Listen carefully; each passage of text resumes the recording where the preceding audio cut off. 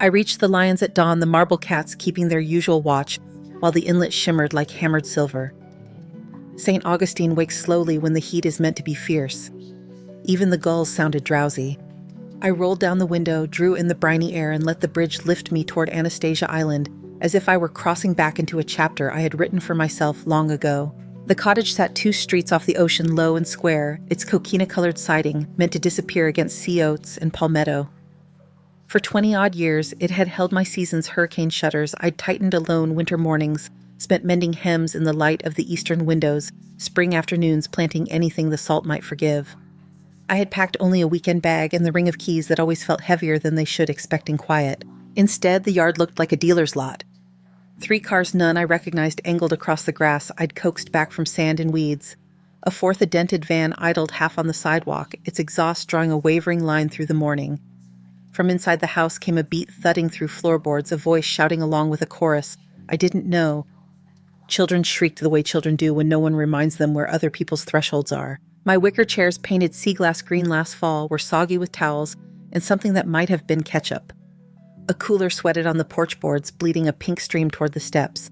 A beach umbrella, opened for no reason, scraped its ribs against the railing. Someone had tied a balloon to the mailbox and left it to bob in a heat breeze that had barely started.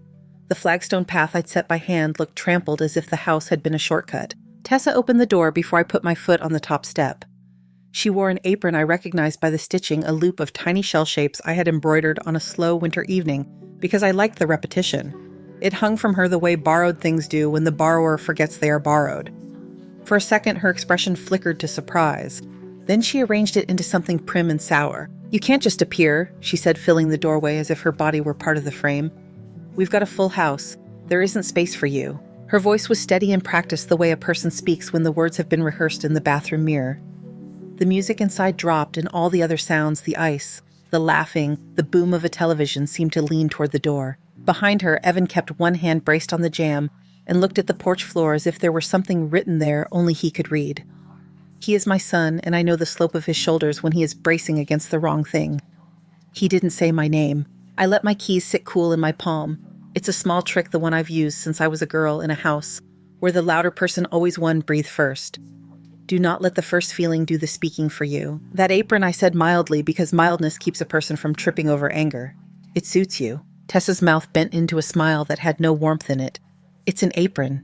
It suits anyone."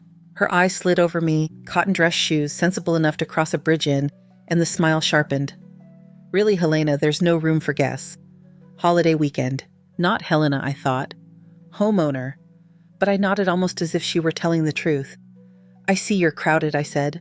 "I won't be long." She did not move. Behind her, a pot hissed unattended, the smell of something browning too fast. The living room looked like an after-picture of a storm sand on the tile, a beer can tucked into the ficus pot, the way some people hide what they mean to throw away. On the balcony, a man I didn't know leaned into the rail and exhaled smoke into air that deserved better. Evan shifted. "Mom," he said, and stopped at the edge of the word, as if he'd stepped out too far on a dock and found it wasn't there. I could have stepped past Tessa. The door was wide enough. I could have said the words that prove ownership, which I've had to say too many times, in too many offices, all the spellings of my name, the dates that make a deed a deed. Instead, I took one pace back and let the step creak under my heel. "It's all right," I told him, and the sound of my own voice surprised me. I hadn't known it could hold that much calm without cracking. "Enjoy your weekend." The lawn told the truth the house was trying to hide. Sea thrift flattened under the ruts of tires. A child's rubber ball lodged in the rosemary bush, spiking green sprigs with red. The geraniums I had carried home in the back of my car last month, too early, the nursery clerk said, but I'd taken them anyway, were tilted and bruised where a game of chase had cut the corner too tight. On the porch rail, ash fell from someone's cigarette and made a gray constellation on the paint. Across the street, Commander Ruiz stood inside his gate, the hinges he oils every month glinting in the light. He had the posture of a man who had learned to keep his feet under him on a moving deck. He lifted his hand a fraction, not quite a wave, not quite a salute. "Are you fine?" His mouth shaped, not sending the question past his teeth. I started to lift my hand and put it down again. Pride is not always useful, but it keeps you from borrowing help you're not ready to hold. I gave him the smallest shake of my head. "Not yet." He nodded once, like a person saving a place in a book. On the other side of the glass, Tessa had turned to look. The expression she sent me across her shoulder belonged to someone who had just found a light switch and liked what it did. It said, "See how easily a door can be a wall." It said, "See how your name fits inside my mouth when I decide it does." I walked. The asphalt had begun to let up its perfume the particular smell roads give back to the day when they know they'll be hot. The island slots its businesses along A1A like shells in a tray surf shops with faded board shorts, a deli with a chalkboard that never changes an inn with a vacancy sign that blinks even when it's full. I took the first place that would have me sand-colored walls, a window unit that chattered like a cicada, a bedspread with navy anchors. I set my bag on the table and my keys beside it.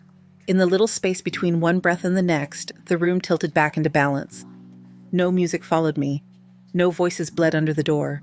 The quiet felt like a shirt I had forgotten I owned. Work is a way to keep the world from telling you what it is. I took out my phone and without hurry began.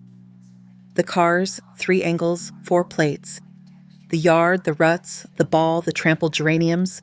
The porch, the ash on paint, the ribbon of melted ice, the cooler that had bled pink.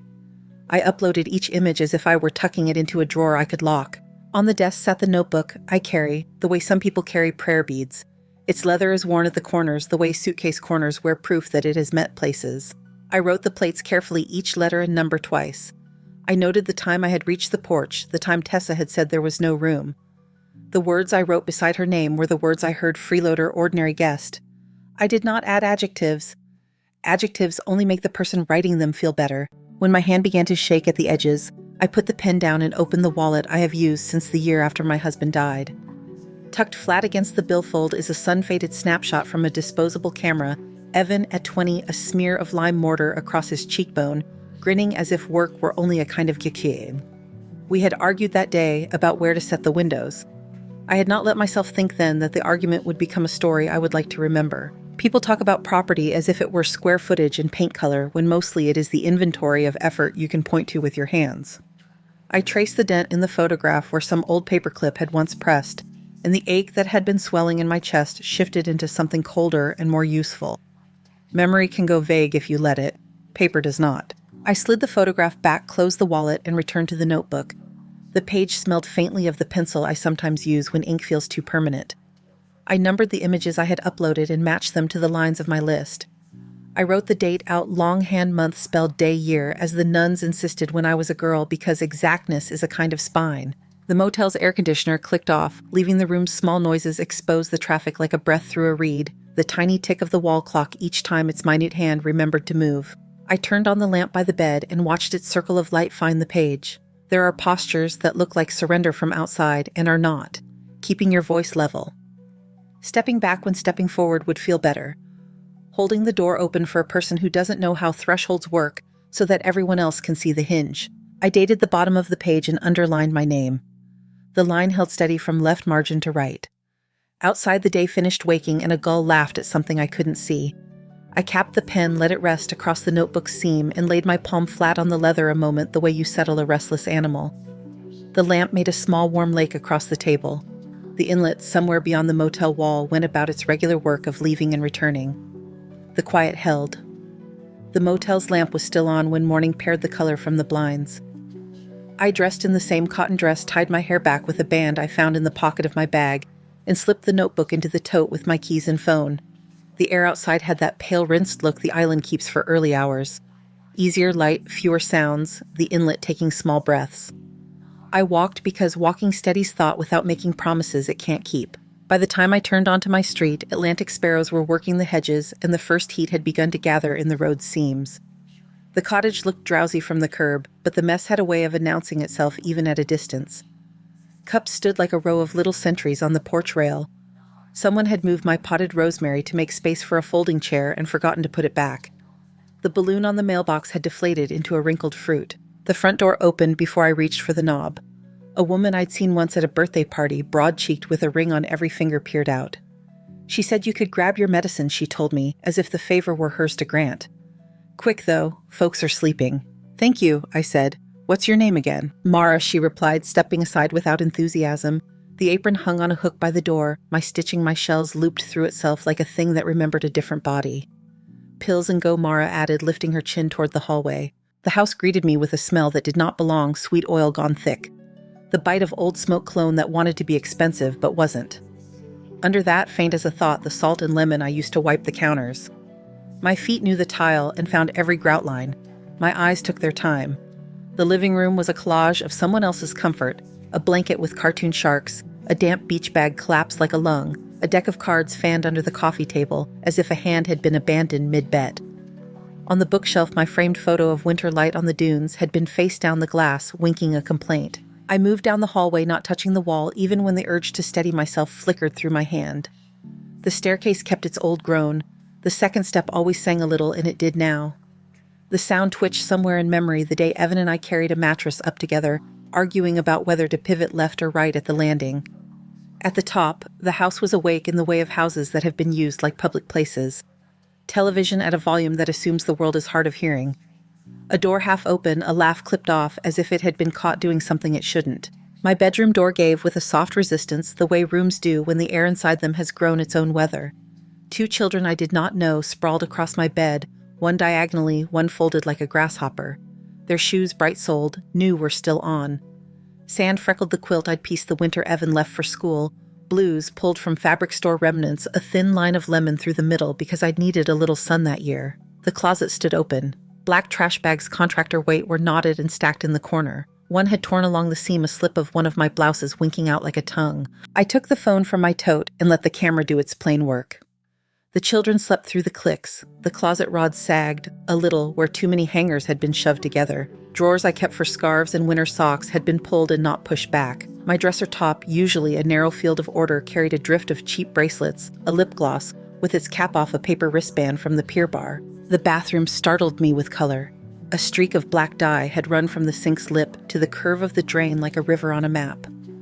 Towels, mine white with a hem of blue I'd stitched by machine, were muddied and damp in a heap under the window. The mirror wore a spray of dots you have to see from an angle to notice. The cup that belonged to my toothbrush had been recruited for someone's makeup brushes. I photographed all of it, each frame like a small temperature taken, and then I put the phone down long enough to breathe properly. On the dresser to the left, where my mother's velvet box lived, an empty square of dust marked absence. The box itself lay on its side with its tiny hinge open. My stomach found the old sailor's motion lift drop sway, though I stood on steady floor. The pearls had been my mother's way of keeping a promise she hadn't known how to say. The watch my husband's habit of registering the day. I touched the place where they had not been set back and felt the oddest thing, not danger first, but a neatness, as if the outline of what had happened had clarified instead of blurred. The small safe in the closet, hidden behind a false panel Evan once called the magic trick, still sat where I left it. I crouched, slid my hand behind the row of shoeboxes, and found the notch by feel. The panel came free to reveal the cubby we built into the wall when I hired a contractor to reframe the closet. The metal box pulled forward smooth as always. I opened it, expecting the snug order I keep there: passports, insurance, a folder of documents I'd be unreasonable to misplace. There was a different folder on top. Manila labeled in a tidy hand that wasn't mine. I lifted it into the light. Inside lay a photocopied letter on a local clinic's letterhead with a neat stamp and a signature I didn't recognize. The words arranged themselves into sentences I had not given anyone permission to write about me. Concerns regarding decision-making. Diminished capacity. Recommendation that a trusted family member assist with management of property and finances. A date from last month. A note about a per-chart exam I had never had. I read it twice. On the third pass, I traced the clinic's phone number with my eyes. The stamp was real enough to convince a stranger. The signature a squiggle that believed in itself. The neatness I felt a moment ago pulled taut and held. On the vanity beside a hair tie and 2 pennies rested a yellow legal pad, the top page folded back as if someone had been interrupted mid-thought.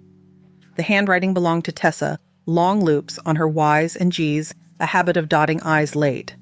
Names and fragments stitched the margins: R, Hodges-esque, deed, witnesses, notary. Free 10 a.m., capacity letter on file, if pushback, cite safety. A short line in the center of the page read, "Talk to Evan first." I slipped the clinic letter into my tote beneath the notebook and did the same with the legal pad, easing it under the folded linen so its corners wouldn't announce themselves. Paper behaves when you treat it with the respect it asks for. When I straightened the room's sounds returned in a hush of grainy television and a child's wheeze. The door in the hallway clicked, someone entering the bathroom. Across the way, a light switch flicked, water running. I stood still and let the ordinary cover me the way fog covers a shoreline, soft and useful. Mara's voice carried up the stairs. "You about done?" Almost, I called back, and the word felt like a broom sweeping the air clean. I crossed to the nightstand and opened the drawer where I keep the little bottle of blue pills that does not cure anything but does persuade a heart to stop kicking the inside of a rib. The bottle was there, though it had been pushed to the back by a mess of hair clips and a spoon with sticky on its handle. I put the bottle in my tote. My hand found a photograph under the clutter Evan at 7 with a kite the string a white vein across the sky, teeth missing in a grin that made him look like a small pirate. I left the photograph where it lay. Memory doesn't always improve from being moved. On the way out, I paused by the balcony door. The ash had thickened, gritting the paint the way salt does when you don't rinse it soon enough. Beyond the rail, the seagrasses flicked and climbed as if nothing were different from any other morning. A man I didn't know had fallen asleep in the deck chair with his mouth open and a strip of sunscreen unrubbed along the bridge of his nose. The cooler had been refilled and now sweated a new map onto the boards. Downstairs, the kitchen's light knifed the room into bright and shadow. A skillet smoked without supervision. A timer blinked zeros it had not been asked to count from. A line of cups along the sink waited for a person who wanted them. Tessa's apron was gone from the hook. The refrigerator door wore a new magnet, an alligator and sunglasses, and a list of what someone thought should be bought: ice, more rum limes, plastic forks, trash bags. Mara leaned against the door jamb, arms crossed, so that her bracelets assembled into their own language. "Find your pills." I did. I kept my voice even because evenness is a tool if you use it properly. "Thank you for letting me get them." She looked me over like a shopper hesitating over a shirt she didn't need. "You know how holiday weekends get," she said. "People everywhere." "Yes," I said, because yes costs less than no when the person you're paying doesn't know the difference. "I hope you clean the grill before you use it again." The grease tray fills quickly. Mara's mouth tugged into something half amusement, half offense. "We'll manage." I'm sure I replied and stepped onto the porch. The day had warmed into itself. A mockingbird sat on the telephone wire and practiced a catalog of sounds as if auditioning for every part. Across the street, Commander Ruiz had a hose in his hand and was directing a disciplined arc along the strip of St. Augustine grass he keeps like a parade ground. He lifted his brow once. I gave him the smallest nod. He turned the spigot down to a whisper, which was his way of making space for conversation without asking for it. "Morning," he said. "Morning." Busy house, he observed, neutral as weather. "It is," I agreed. He let the water play over his boots, darkening the leather to a handsome near black. "Good to see you out walking early, Ms. Hale." "Habit," I said. The name he used, Hale, was the one on the deed, and hearing it said in daylight added a kind of spine to the air. Back in the room with the navy anchors, the lamp still made its obedient circle. I placed the clinic letter flat on the table and photographed every inch of it. Letterhead, date, signature, the stamp's crisp borders, the phone number at the bottom right. I did the same with the legal pad page, capturing the way Tessa's hand formed the lawyer's name and the little underline beneath the word deed. I wrote everything in the notebook with the carefulness of a person addressing a formal invitation, time entered. Who admitted me? Items seen. Items missing. Documents found. Words on the pad. I transcribed Mara's exact phrasing because adverbs make poor witnesses. When my hand cramped, I flexed it once and kept writing. I numbered the photos and laid the numbers down the margin so the paper and the images would agree about what happened where. Outside the motel, a truck thudded past with a load of lumber, and the scent of new cut pine slipped under the door as if the day had decided to offer me a detail I hadn't asked for. I gathered the images and the notes into a folder I had brought to hold receipts. It wasn't the grand sort of folder that looks important. It was cardboard with a ticker near the tab. The ordinariness pleased me. Important things travel better when they look like errands. The room's silence settled around the objects until they felt less like strangers on a table and more like the beginning of an order. I capped the pen and rested it along the notebook's spine, then pressed the folder's flap closed with my palm. The air conditioner coughed, caught, and resumed its small weather. The blinds trembled once and were still. The folder looked ordinary on the motel table, but it steadied the room the way a paperweight tames a stack. I slid it into my tote, locked the door behind me, and stepped into heat that had already found its stride. The inlet flashed between buildings as I walked to the busier end of A1A, where the bank keeps its glass cool and its lobby colder than the season requires. The teller recognized me and called a manager with the kind of kindness small towns practice. He was a neat man named Mr. Ellison, with a tie that belonged to a cooler month. He invited me into his office, closed the door, and asked if I needed water before I could ask for anything else. I laid the folder on his desk and opened it to the photographs. Not all of them, only enough to make the point without making a spectacle.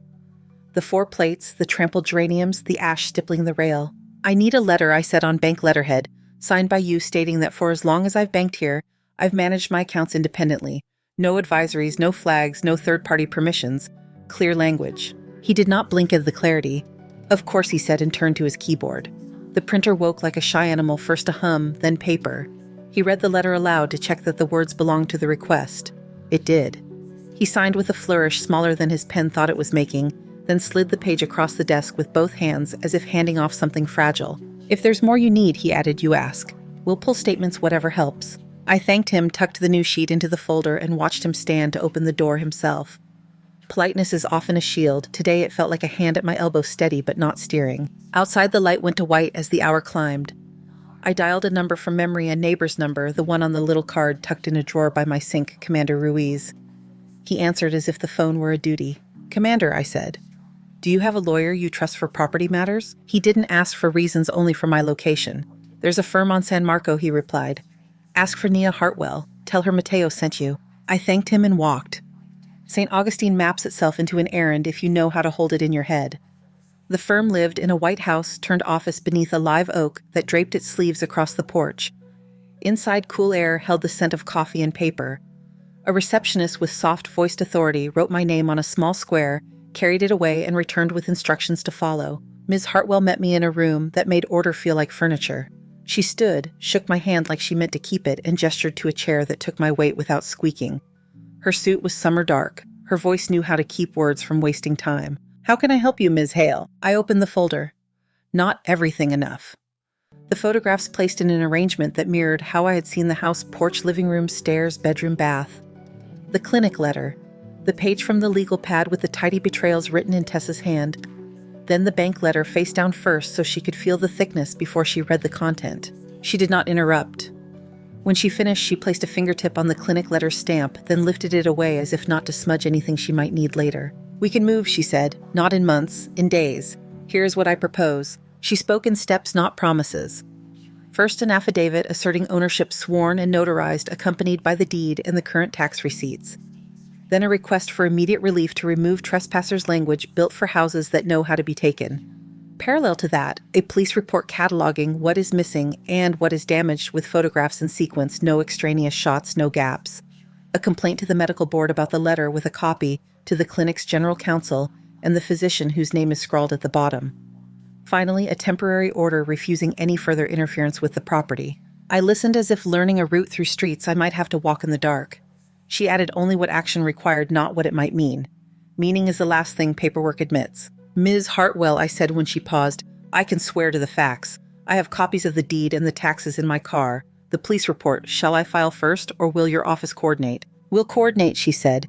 You'll need to be present. Deputies prefer the owner on site for the inventory. I'll prepare the affidavit now. Do you have time to sign today? I do. She nodded once, rose, and left with my documents as if walking a child across a street. I sat with my hands flat on my knees and watched the light from the window work its slow wheel across the floor. The notary had 4 arms like a bricklayer and the gentlest stamp I've ever seen. He checked my license without peering, made a small note, and turned the page. When I signed, the pen glided as if the ink already knew my name. Paper gives back what you give it. This begins now, Ms. Hartwell said, when the seals had cooled. I'll notify the sheriff's office and secure a locksmith. We'll serve the occupants, deputies will be there. The process is dignified when everyone allows it to be, and firm when they don't. The day split itself into errands, the station where a deputy took the report without hurrying me, asked only direct questions, and photographed the photographs. The short drive past the inlet where pelicans fall like loose stones and rise as if remembering air is part water. When I reached the motel again, the lamp was still making its little gold pond on the table. I turned it off and sat in the clear noon, the folder under my hand. It was heavier by maybe an ounce and felt like a book I had reached the center of. By Tuesday morning, clouds lay low enough to touch heat, working through them like a secret. I parked a half block from the cottage behind a sedan with county plates and a blinking dash cam. 2 deputies stepped out, one older with the patience people learn from paperwork, one younger with eyes that missed nothing. A man with a tool case lifted it as if it were a suitcase he didn't plan to keep. A woman in a navy blazer held a thick envelope the server. Ms. Hale, the older deputy asked. When I nodded, he introduced himself as Sergeant Keating and his partner as Ramirez.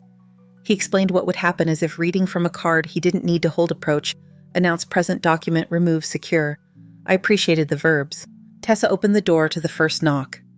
She had dressed for the role of aggrieved hostess, hair pulled into a high-tail mouth arranged at an angle meant to suggest dignity. The living room behind her was brighter than it should have been.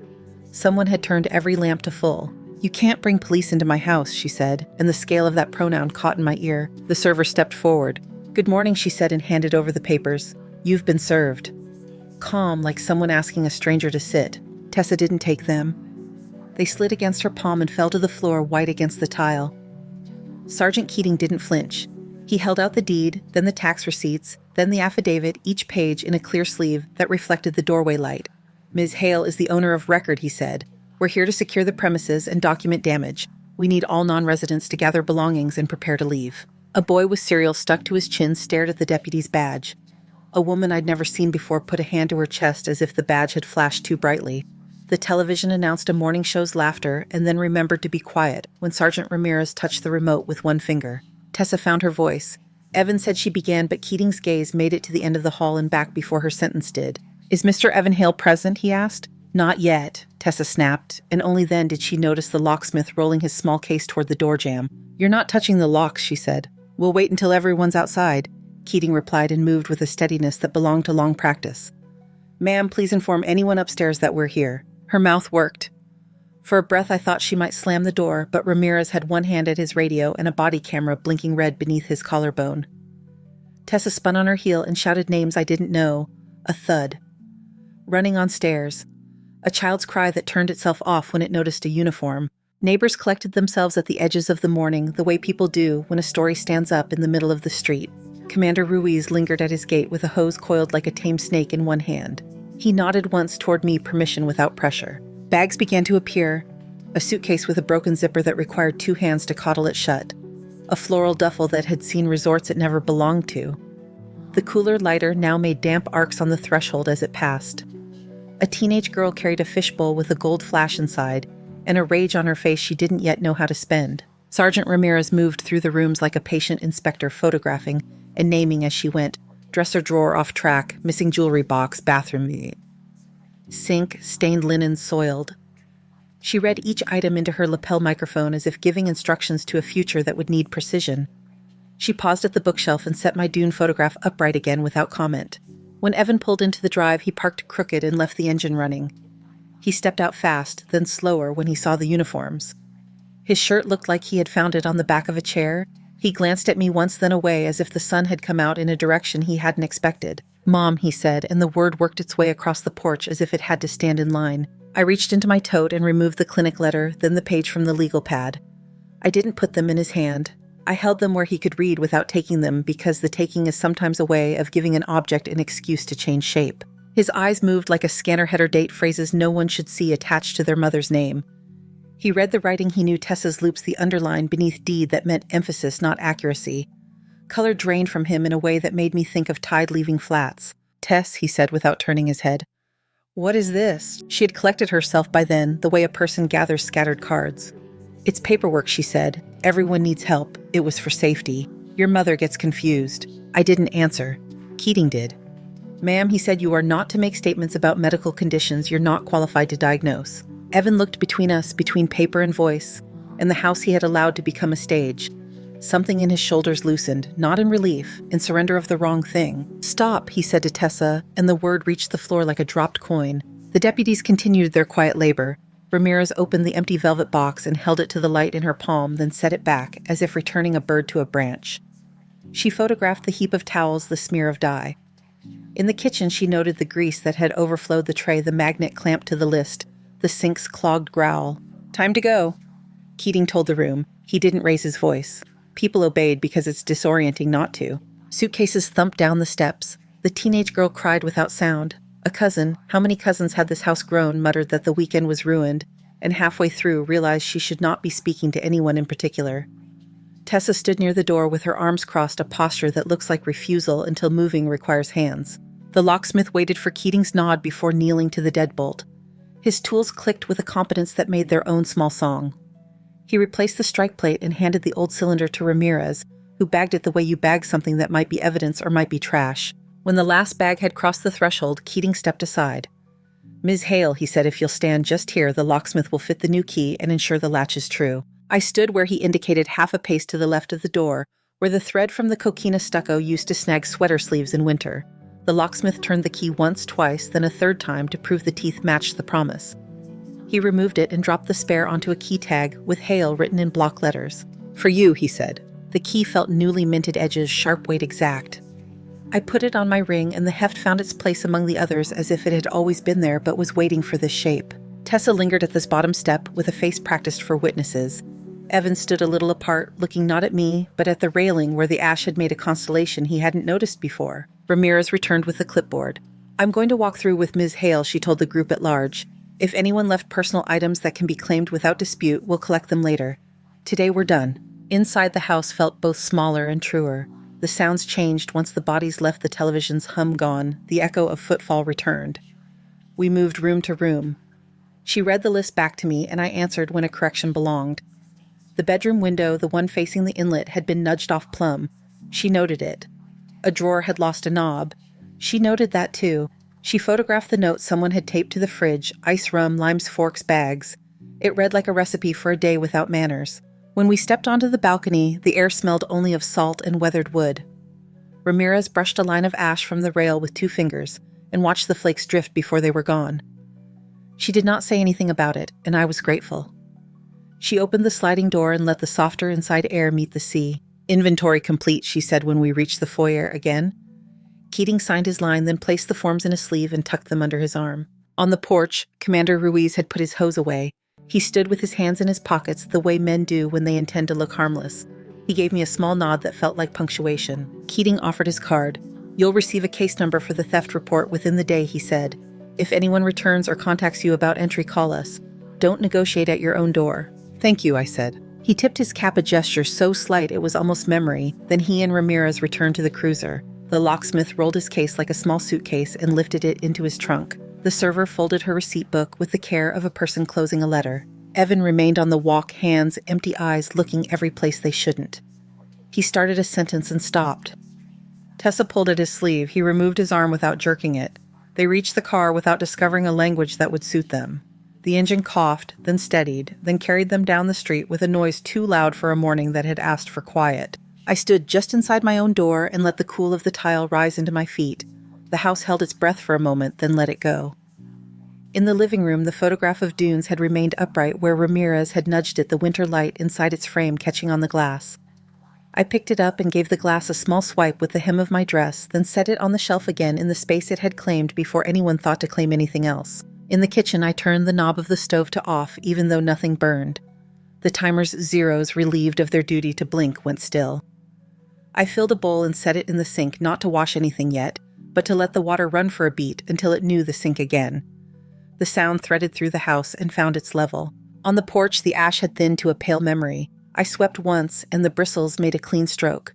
The balloon on the mailbox had given up the last of its air and lay like a peeled fruit skin. I untied the string and put it in the trash. Across the street, Ruiz lifted his hand an inch the way you close an exchange when there is nothing left to add. When I shut the door, the latch met the strike with a sound. I have always liked a small, exact confirmation. The new key settled against the others in my pocket. The quiet took its place without asking. The door latched with the small, exact sound I had kept in memory, and the house stood still enough for breath to spread. I opened windows one by one and let the salt move through the rooms, lifting the edges of curtains, rinsing what the weekend had left behind. The photograph of dunes caught the new light. The glass flashed once and went calm. By early afternoon, the case number arrived printed neat in an email from the sheriff's office. I wrote it in the notebook on a fresh page, then set the book on the hallway table where I keep keys. The quiet went to work in a way quiet knows no declarations, just a steadying of corners. Toward evening, a knock came soft against the screen. Mara stood at the gate, stripped of rings, hair pinned without ceremony. She didn't try on a face for it. She held a small velvet pouch in her palm like a warm stone and didn't meet my eyes when she passed it through. "These turned up," she said. Inside the pearls made their familiar whisper, a sound you can miss if you hurry. I nodded once. "They belong to my mother," I said. "Thank you for bringing them." It wasn't me who she began then stopped, which was more truth than a sentence would have made. She lifted a shoulder, let it fall, and left the way people leave when they are finished with an errand that didn't belong to them. I coiled the pouch into the drawer where my bills and stamps live and closed it on an ordinary slide. The watch did not come home. Its absence sat where it had sat before, a small square vacancy on a dresser meant for objects that keep time. The next morning, Ms. Hartwell called to say the complaint had been filed with the medical board. A copy had gone to the clinic administrator and to the physician whose signature curved at the bottom of the letter that had not been earned. I read a statement into the phone. Later, I signed the typed version in the office with the live oak. The notary's stamp met the paper like a seal meeting wax. I watched the impression bloom and felt nothing grand, only the relief of a line that finally decided to be straight. Repairs asked for themselves. A glazier squared the bedroom window that had shifted off true. A handyman replaced a drawer knob with one that didn't pretend to match. A service truck edged into the drive, and a man in a ball cap ran slim white wires under the eaves with a care that could have been tenderness or habit. He tapped his tablet. Small eyes opened along the roofline and learned the shape of the porch. I tested the hurricane shutters, and they folded across their rails in a practice sweep, hinges remembering oil. I washed the apron with its border of stitched shells and pinned it to the line. For a minute, the breeze lifted it into a sail and let it fall. Commander Ruiz arrived with a square flat of geraniums and the respect a person gives to ground that has been asked to hold what it did not choose. We knelt and worked quietly. He turned soil with his hands and set each plant into its pocket. I firmed the edges, pressed them with my fingers, and thought of how roots understand patience better than people do. When we finished, he stood and watered until a dark ring formed around each red and coral mound. He did not advise me about anything. When he left, he touched the fence picket with his knuckles, a quiet goodbye he gives the world. 2 days later, Evan came alone. He stopped on the path before the step I had oiled that morning and took a breath as if he could make it count for more than the others he'd used poorly. He had shaved and missed a small peninsula beneath his ear. The error softened him like a boy. "Mom," he said. The word arrived without a place to sit. I let him see the room the way it was. Now, branches of the live oak shadowing the wall. The bowl in the sink rinsed and turned the dune photograph upright again. He stood with his hands open and empty. "We can fix this." He tried. Just us. No more letters, no more uniforms. Family. Family is a noun that carries more than one photograph. I kept my voice even because evenness is the only fair measure left once a person has measured everything else wrong. "The house isn't a negotiation," I said. "It's titled where it belongs and will stay that way. The board has my statement. The police have their report." He looked at the floor, at the mark an old chair leg had made years ago. He wanted to step around it. There was nowhere to put his foot. Tessa was scared, he offered, and the sentence couldn't carry its weight. I didn't think. He didn't finish. I nodded toward the chair by the window. He didn't take it. "Some conversations go better standing. I've placed the cottage in a trust," I said. "Its use is mine while I'm here. When I'm not, its income and sale proceed are directed a scholarship for local kids who learn trades by saltwater welding, boat repair, things that hold their shape in weather, and a donation each year to the Sea Turtle Rescue Program along the inlet. The paperwork is signed." He closed his eyes not to cry but to leave the light. When he opened them, he managed a small thing no one would applaud. He nodded that he had heard. "I understand," he said, and the words were plain.